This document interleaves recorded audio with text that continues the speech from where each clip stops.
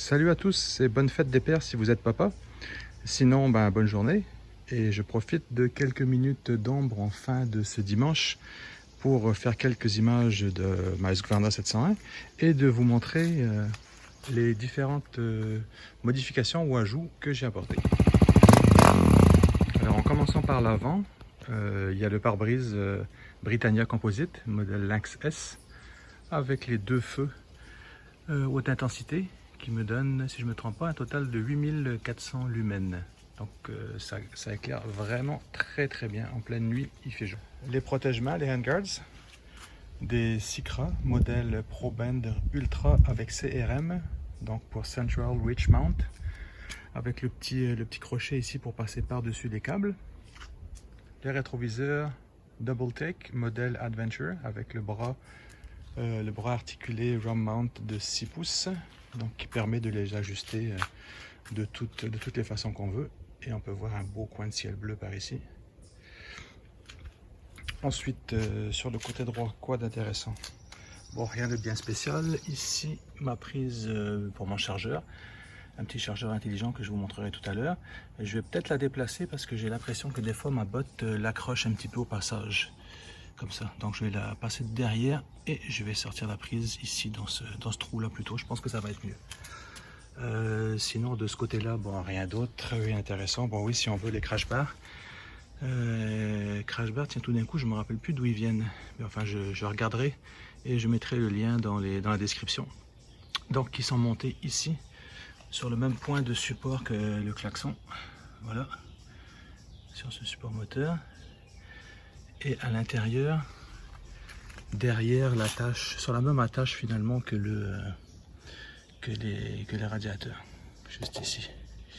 Voilà, donc c'est un petit montage qui se fait très bien, ça prend peut-être 1 heure, quelque chose comme ça on va dire, pas plus. Donc voici le chargeur de batterie que j'utilise, donc c'est un Noco G1100, chargeur intelligent.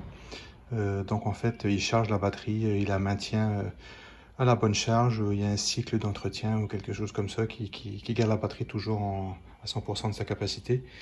Et il y a un petit peu toutes sortes de modes pour les batteries 6 volts, 12 volts, en gel, etc. Très pratique.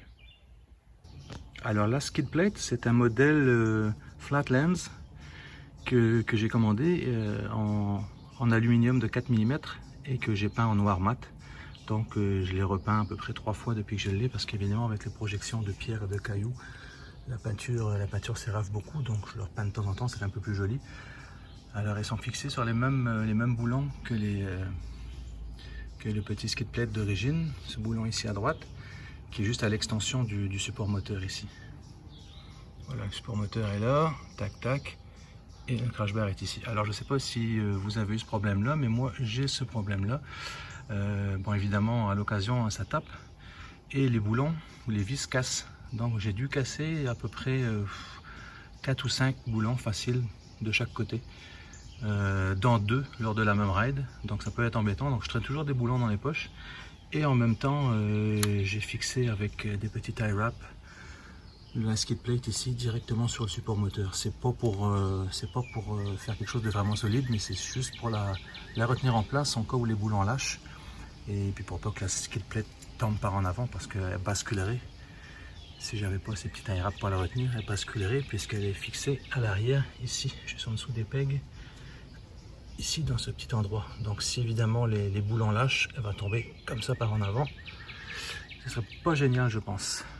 Donc voilà, les boulons remplacés plusieurs fois et les petits tie wraps juste pour tenir en place en cas d'urgence.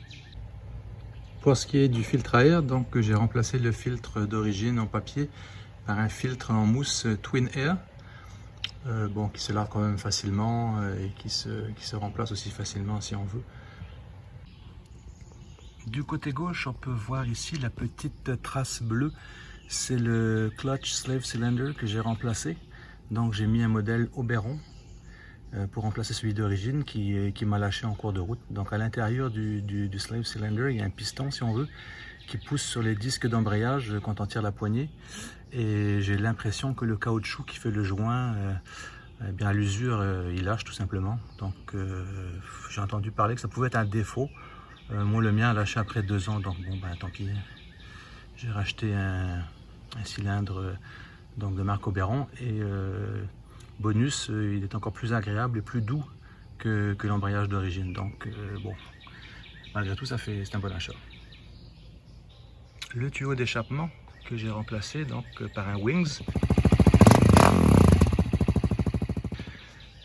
Modèle que j'ai trouvé vraiment de très bonne qualité, à très bon prix et qui produit vraiment un son vraiment super génial, super grave. Pas tellement plus fort, je ne pense pas, ça reste dans la légalité, mais le son est beaucoup plus rauque, beaucoup plus grave. C'est plus intéressant à entendre. J'ai installé aussi un petit rack arrière de marque Nomadic qui fabrique des racks pour toutes sortes de motos d'aventure évidemment.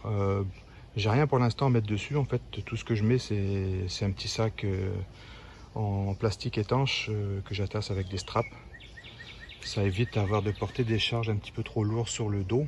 Et évidemment quand on fait des assez longues randonnées ou du chemin assez technique, assez difficile, ça peut assez rapidement faire mal au dos et mal aux épaules, donc il vaut mieux vider le sac à dos et remplir un sac posé là-dessus. Donc il ne faut pas mettre trop de poids non plus. Bon, en fonction de votre moto, ça dépend. Sur la 701, je pense que elle peut prendre quand même pas mal de charge. Mais sur des plus petites motos, des fois, ça peut être un peu gênant de trop charger l'arrière. Alors maintenant, le tableau de bord avec la vue de la position du pilote, si on veut. Alors le petit tableau de bord d'origine placé ici. Voilà, dans le centre au bas du fairing Britannia Composite. Le GPS placé en position haute comme ça, donc facilement visible qu'on soit debout ou assis. Donc avec la fixation qui va bien, donc qui s'attache dans le haut du fairing. Le GPS, un Garmin Montana 610, donc qui est monté sur cette fixation articulée, donc qui est en position fixe, verrouillée et branché directement sur la batterie par le petit fil qui passe à l'intérieur et qui rejoint tout le système électrique à l'intérieur du fairing Britannia Composite, qui est quand même relativement volumineux, mais il y a beaucoup de choses à l'intérieur, beaucoup de fils, que je vais vous montrer ça tout à l'heure aussi. Donc ici une prise 12 volts qui peut servir pour utiliser des petits compresseurs pour gonfler les pneus, ça peut toujours servir. Et en avant, à droite, le tableau de bord d'origine, deux prises USB, 1 ampère et 2 ampères. Voilà, et le voltmètre, ampèremètre de grade de marine, donc c'est complètement étanche, il n'y a pas de problème, ça peut prendre la pluie, les bains forcés, etc. Pas de souci. Ici le témoin de l'ABS, donc j'ai un dongle ABS qui permet de déconnecter l'arrière, mais laisser l'avant toujours en marche, donc très efficace dans les chemins de terre et les trails. À l'avant, j'ai choisi un TKC 80. Pour sa très bonne tenue d'ensemble, que ce soit sur l'asphalte ou sur les chemins de terre ou dans les trails. Donc même dans les terrains mous, sablonneux, boueux, il s'en tire quand même très bien. La tenue de route est toujours bonne, la tenue de cap est bonne, le freinage est quand même bon, étant donné que c'est quand même pas un pneu super agressif. Et donc ce qui fait que sur la route, il se comporte aussi très bien, il est très agréable. Au niveau vibration et effet tracteur si on veut, il n'y en a pas tant que ça. Compte tenu du type de ce pneu, en fait il se comporte vraiment de façon vraiment très agréable. En tout cas c'est un pneu personnellement que moi j'aime beaucoup. À l'arrière, pour débuter cet été, cette saison, j'ai choisi un Mitas E09, donc parce que je voulais un pneu quand même agressif pour pouvoir me tirer facilement d'affaire dans les chemins boueux ou sablonneux. Donc on peut dire sans hésiter qu'il ferait vraiment bien le boulot. Surprise vraiment agréable, je m'étais renseigné quand même sur son comportement routier, donc sur l'asphalte, et surprenamment avec un profil comme ça, je dirais agressif comme ça, et avec beaucoup de trous, il se comporte très bien sur l'autoroute à des vitesses quand même relativement élevées.